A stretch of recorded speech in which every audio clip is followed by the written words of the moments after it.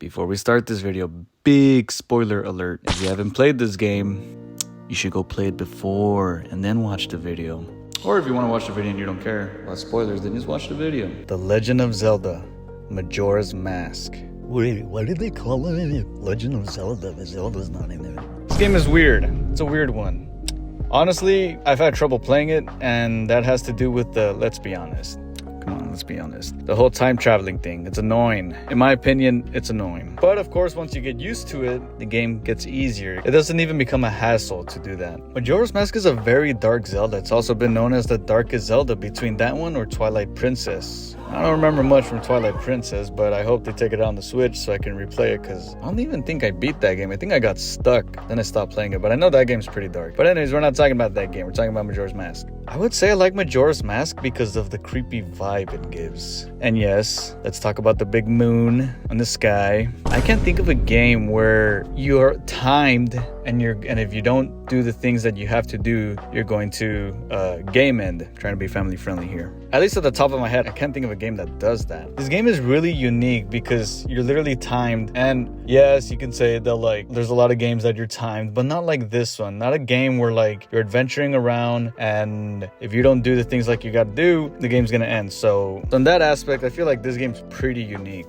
Again, I can't think of a game at the top of my head that's like Majora's Mask. But of course, there's some downsides to that. Like for example, what I said in the beginning of the video. To me, when I started playing this game, it was annoying because I didn't know what to do. And the moon would come crash down and... Oh, my bad. Game end. Whoops. I guess in that case, the game is pretty dark. But there are other things that are dark about this game, like the side quests. That one where that kid's father is a mummy. That's creepy. That's weird. And especially these old type of games that have these unique graphics. For example, I'm gonna do a really fast little quick example, but Resident Evil 2, the original is scary, the remake is scary. They're both really good, but I feel like the original has a more scarier vibe to it.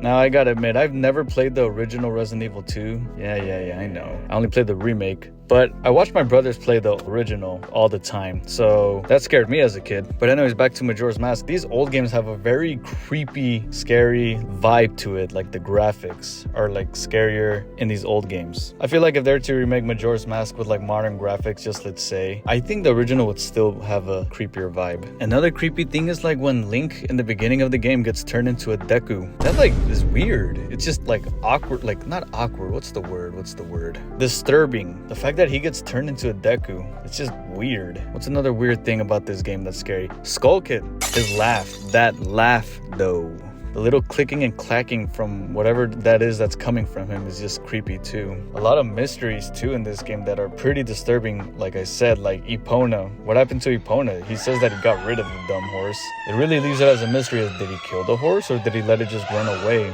To me, these little things add up to this game that are just creepy. Even the things that aren't supposed to be that creepy are creepy. Like for example, the giants, the way they sound, the way they look, it's just weird. Even though they're not supposed to, or maybe they are supposed to be weird. I don't know. I just find them weird. Again, this isn't really a video of summarizing Majora's Mask. I'm just saying this game is weird and scary. If you want to find a summary of this game, there's plenty of other very, very good videos. That's not mine. And you gotta remember, they made this game really fast. I don't know the exact time or the time length it took them to make this game, but they really made this game right after Ocarina of Time. And of course, the final boss. I'm remembering ones right now. The final boss is creepy Majora's Mask, or Majora, whatever. The way that one phase where he's just running around and acting goofy is just, again, disturbing, scary, weird. Doesn't make any sense. And there's a lot of good theories about this game too. How the mask was made by those people from Twilight Princess. I can't remember their name again. I didn't finish the game, but yeah. The mystery, the disturbingness, that's not a word.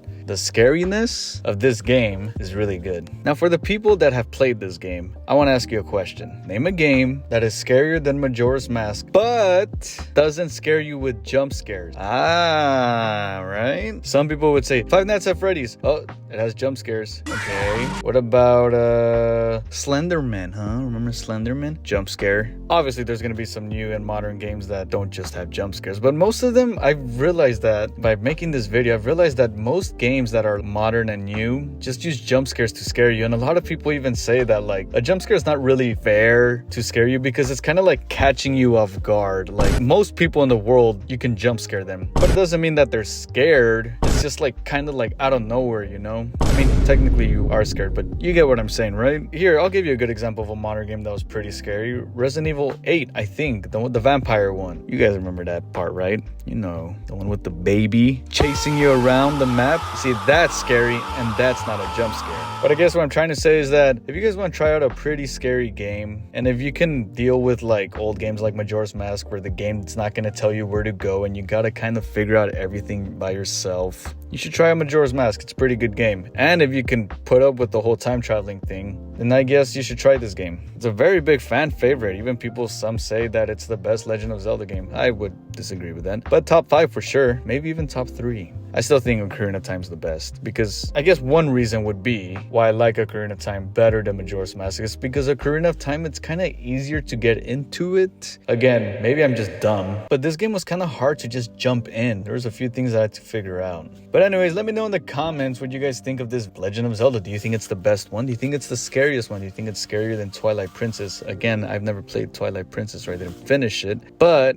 I did watch a lot of videos on it, and I hope they take it on the Switch so I can actually finish it. But I've just heard and seen videos of the game and summaries, and you can tell the game, well, a lot of people say that it's scarier than Majora's Mask, and some people say that Majora's Mask is scarier than Twilight Princess. But again, I'm going off topic. What do you guys think of the game? Let me know in the comments if it's your favorite. Let me know in the comments what is your favorite part of this game. And of course, support the cause, subscribe. I got other videos, and I will see you on the next one.